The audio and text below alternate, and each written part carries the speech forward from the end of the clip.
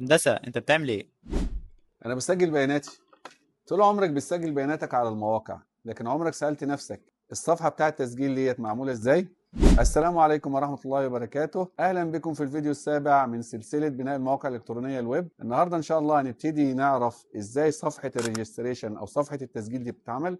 الصفحة اللي انت بتدخل فيها اسمك، بتدخل فيها عنوانك، بيسألك على كلمة السر واسم المستخدم والحاجات اللي زي كده. فما تفوتش الفيديو مهم جدا، وعلى بركة الله نبدأ. في الفيديو اللي فات عرفنا ازاي نعرض الفيديو داخل الصفحه، وقلنا كان عندنا تاج اسمه فيديو، كنا بنديله في خاصيه اسمها SRC او السورس، بنديله اسم الفايل وكنترولز عشان يعرضها وحاجه زي كده. قلنا لو الفايل ده كبر شويه الصفحه هتتقل ومش هتتعرض، فنروح نحطه على اليوتيوب ونعمل لينك من اليوتيوب عندنا في الصفحه، تمام، ونجيب من هناك كود ونحطه في الصفحه، هيعرض الفيديو. اللي ما شافش الفيديو يرجع يبص عليه ويرجع. طيب لو انا عندي ملف صوت اوديو، ملف صوت، تمام، ازاي اعرضه؟ في تاج اسمه اوديو، تمام. نفس الشيء بيبقى في خاصيه اسمها SRC وكنترولز عشان ننفذ. تعال نجربه بسرعه كده. هنروح هناك، هنروح في النهايه خالص وادوس انتر عشان انزل السطر جديد واكتب اوديو AUDIO. كويس، اختاره. هو هيكتب لك اول الخاصيه المهمه جدا اللي هي SRC او السورس او المصدر بتاع الملف اللي شغاله. انا جبت ملف اهوت اسمه 125، تمام، بس ولازم بالاكستنشن او بالامتداد .mp3، وده امتداد مشهور جدا لملفات الصوت، يعني هو امتداد مشهور جدا mp3. كويس، وسيف، تمام، ورن البيج. فاكر كنا اوبن ويز لايف سيرفر؟ هيشغل الصفحه دلوقتي. كويس، مش هنلاقي حاجه، مش هنشوف حاجه، مش هنفيش حاجه اتعرض. ده الفيديوهات اللي احنا عرضناها. طب فين ملف الصوت؟ ملف الصوت ما ظهرش، تمام، لانك ما ضفتش كنترول هنا. عندي بقى كنترولز مهمه جدا، هي كنترولز CONTROLS كنترولز، علشان يضيف لي زراير التحكم اللي هتشغل الصوت. بص يا سيف، تمام، وران اوبن السيرفر، لايف سيرفر، تمام، هتلاقي ظاهر هنا اهو ده. كويس، وحط لي بقى الكنترول واشغل وكده، تمام. ممكن اشغل من هنا. فده بالنسبه لتاج الاوديو اللي انا بعرض بيه ملف صوت داخل الصفحه. فكده احنا خلصنا الفيديو وخلصنا الاوديو. فندخل بقى الحاجه المهمه اللي عايزين نعرفها النهارده، اللي هي ريجستريشن فورم، او ان انا اعمل فورم، اعمل صفحه استقبل بيها بيانات من المستخدم.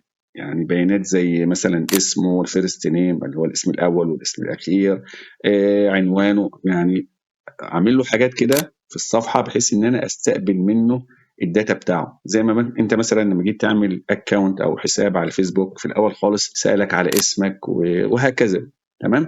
لما بتيجي تعمل جيميل، ايميل على جوجل، كويس، زي كده مثلا انا كنت فاتحه اهو ده مثلا. يعني هنا مثلا بدخل الفيرست نيم او الاسم الاولاني، يعني بيستقبل مني الاسم الاولاني عزيز مثلا، هي اي حاجه ممكن اشيل، انا كنت كده قبل كده او اي حاجه. كويس، فهو بيستقبل مني فيرست نيم او الاسم الاولاني. طب هنا بستقبل لاست نيم، بيستقبل مني داتا. كويس، فازاي اعمل الحاجات دي؟ كمان في هنا باتوم هنا او زرار، لما بكليك عليه بيروح بيكمل في مكان تاني، تمام. في لسه كمان في حاجات تانية بتبقى اكبر من كده شويه. لو رحنا على امازون، هنا برضو بيستقبل مني النيم بتاعي، ممكن اكتب اي اسم. كويس، وهنا بيستقبل الايميل. كويس، هنا بيستقبل الباسورد، انا بكتب كتابه بس شكلها، بص، بيبقى متغير، شكلها مش باين. ليه شكلها مش باين؟ تمام، علشان ما فيش حد جنبي يشوفني وانا بكتب الباسورد فيعرف. كويس، وهكذا. في حاجات تانية بتلاقي يقول لك انت ذكر او انثى. هنا برضو في زرار تحت اهوت او باتون، لما بكليك عليه بيروح في مكان تاني. فازاي بقى نبني الحاجات اللي هدخل فيها داتا المستخدم ديت، او هدخل فيها البيانات، بحيث ان انا ابني ريجستريشن فورم او صفحه التسجيل الخاصه بالمستخدم، وكمان صفحه لوجن، لان في كمان اللوجن بتبقى شبه التسجيل. نرجع بقى للكود بتاعنا علشان بقى نعرف نعمل الحاجات دي ازاي. ننزل ده كده، تعالى نعمل بقى ملف جديد. خلاص، سيب بقى اللي فات ده فات، نعمل ملف جديد. فاكر كان من هنا الزرار الصغنن ده، نيو فايل، يفتح لنا بوكس، نكتب اسم الفايل وليكن ريجستر دوت، ما تنساش HTML امتداد. دايما بركز على الامتداد، لان لو ما عملش الامتداد ده مش هيعتبر الفايل HTML، وبالتالي هتيجي تشغله مش هيشتغل.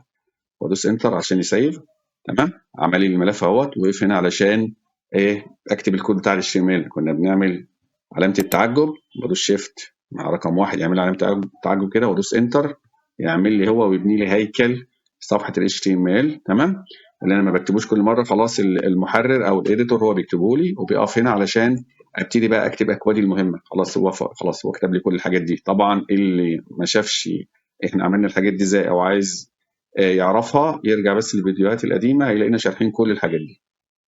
ازاي بقى انا هعمل الريجستريشن فورم ديت وهطلع بقى للمستخدم حاجات خانات كده يدخل فيها اسمه ويدخل ايميل والكلام ده.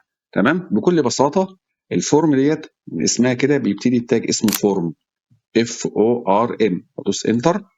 تمام، هو هيظبط لي التاج كله القفله والفتحه بتاعه. تمام، وهيضيف لي فيه خاصيه اسمها اكشن. هنعرف بعد كده ايه الاكشن دي بنستخدمها ازاي. سيبها بس دلوقتي وتعالى ما بين القفله والفتحه هنا كده ودوس انتر عشان يعمل سطر جديد، علشان بقى نحط الخانات هنا او العناصر هنا. العنصر بقى اللي يدخل فيه النيم بتاعه، العنصر اللي يدخل فيه الادرس، الايميل، حاجات الكلام ده. ازاي هعمل الكلام ده؟ فاكر كنا بنقول ايه هنا؟ لو نرجع كده كنا بنقول ده اسمه انبوت، يعني حاجه بدخلها. تمام، في اوتبوت هنا، في حاجه ثانيه اسمها اوتبوت، دي حاجه بخرجها. فدايما الانبوت مرتبط بحاجه مدخلات والاوتبوت مرتبط بحاجه مخرجات. احنا حاليا دلوقتي مدخلات اليوزر هيدخلها، فده تاج اسمه انبوت. تمام، تعال نضيفه داخل الفورم، داخل الفتحه والقفله بتاع الفورم ديت في تاج اسمه انبوت. انبوت INP تقيله UT. تمام، دوس انتر هيظبط لك التاج. تمام، التاج هنا ملوش قفله. كويس، في بس خاصيه اسمها تايب.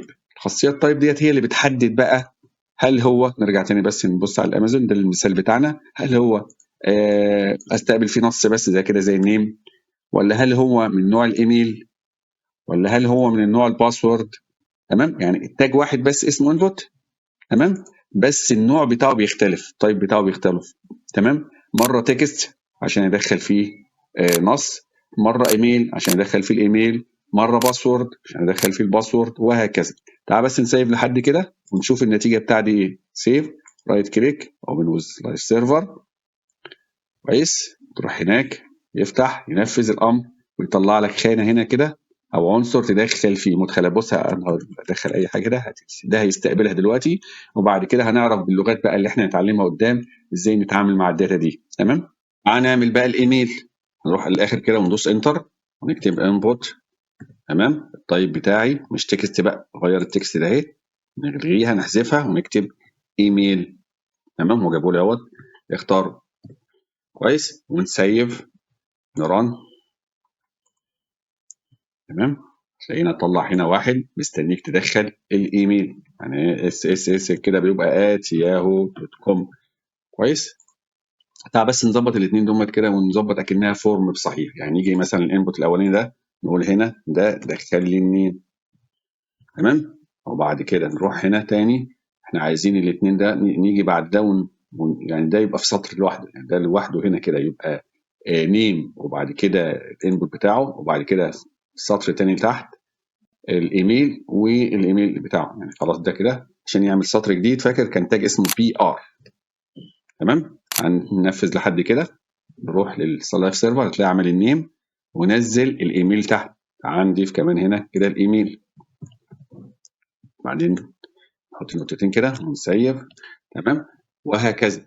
تمام، طيب يا باشمهندس يعني الشكل ده عقيم، ليه ما طلعش نفس الشكل بتاع امازون كده؟ شوف بقى الشكل حلو والكلام ده اللي هنتعلمه بعد كده في CSS يا جماعه.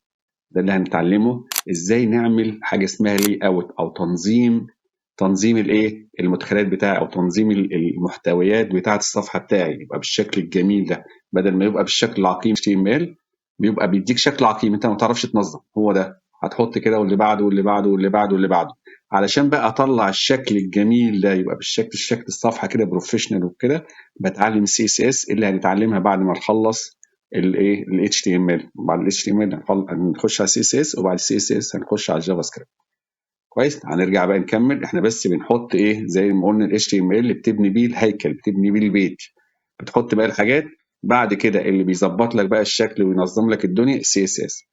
خلاص احنا عرفنا كمان، عرفنا ده تاني طيب الايميل. عايز اعمل باسورد نفس الشيء بقى، BWD هنكتب بس DWD كده اهو، دخل لي اعمل لي انبوت من نوع، نشيل بقى التكست ده اهي.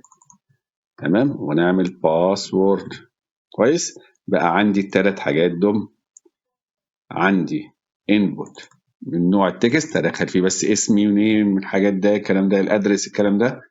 عندي انبوت من نوع او خانه عنصر سميه زي ما انت تسميه من نوع الايميل هدخل فيه الايميل. وعندي اخر حاجه الباسورد هدخل باسورد. تعال نشوف نسيف. تمام ونروح نشوف عمل ايه هنا. هتلاقيه عمل لي زي ما انت شايف كده ثلاث حاجات. اول حاجه النيم هنا مستنيك تدخل تكست. هنا مستنيك تدخل ايميل كويس gmail.com بالشكل ده. والاخير ده مستنيك تدخل باسورد. بص لو كتبنا انا هكتب دلوقتي مثلا اي حاجه بص هتبان الشكل ازاي. مش هتبان باسورد زي ما عملنا الباسورد زي ما كان امازون عامل الباسورد اللي تحت ده دي كده. احنا عملنا الباسورد بنفس الشيء. في خاصيه يا جماعه جميله قوي في الانبوت اسمها بليس هولدر. تمام نيجي هنا بس بعد تكست ونكتب بليس هولدر اهي بليس هولدر. ايه بليس هولدر دي؟ بدل ما اكتب انا النيم هنا كده بره قبل الانبوت علشان يعرف ان ده داخل فيه النيم، لا انا ممكن اكتب هنا كده النيم. تمام واشيل دي. تمام كويس. تعال نشوف بقى تاثيرها علشان هيسهل علينا الشرح. هنسيف وبعدين تعال نروح للصفحه نشوف عمل ايه. هتبص تلاقي ايه. بص عمل لي ان ده خلي بالك ان الانبوت ده مستنيك تدخل النيم بدل ما تبقى الكلمه بره هنا كده. بدل الكلمه بره هو عملها لك هنا. بص هي مش مقصره. بص انا هكتب اي حاجه هي مش مقصره. دي انت بتشوفها في مواقع كتير جدا. ممكن تتسال هو عامل الموضوع ده ازاي. هو هنا كده بيوضح لك ان اكتب لي هنا النيم دخل لي هنا النيم يعني بليس هولدر بس مبينها لك بس كده بخط جري شويه باهت شويه علشان يعرفك ان هنا تدخل النيم بدل ما يكتبها لك بره كتبها لك هنا. نفس الكلام ممكن الايميل ده اجي هنا بعد التايب اكتب بليس هولدر. هي موجوده اصلا في كل بقى الانبوت بليس هولدر واكتب خلي بالك ان ده الايميل يا مستخدم دخل لي فيه الايميل. وده برضه بليس هولدر دخل لي فيه الباسورد. واشيل دي بقى. اشيل دي ملهاش لازمه. تمام ملهاش لازمه. واسيف واروح هناك اشوف اللايف سيرفر عامل ازاي. بص بقى شكلها احسن.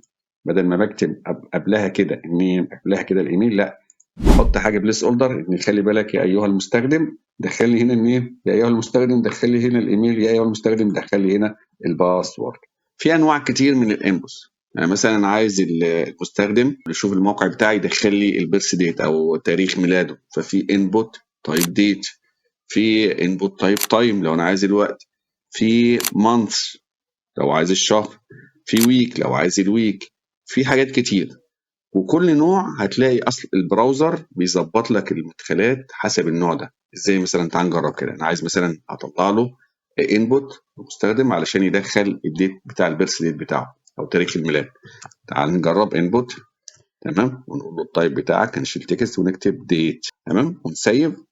نجرب بقى نفتح اللايف سيرفر. اوبن لايف سيرفر. هيفتح هيعمل لي تحت هنا كده انبوت او مدخل من نوع الديت. شوف عمل ازاي عمل شكل الديت وحط كمان هنا ايقونه لما كليك عليها. بص لما كليك عليها هيظهر لي الكالندر او النتيجه بالبلدي فاكر من الكالندر. اختار بقى الديت هنا يتكتب هنا. فده مدخل من نوع الديت.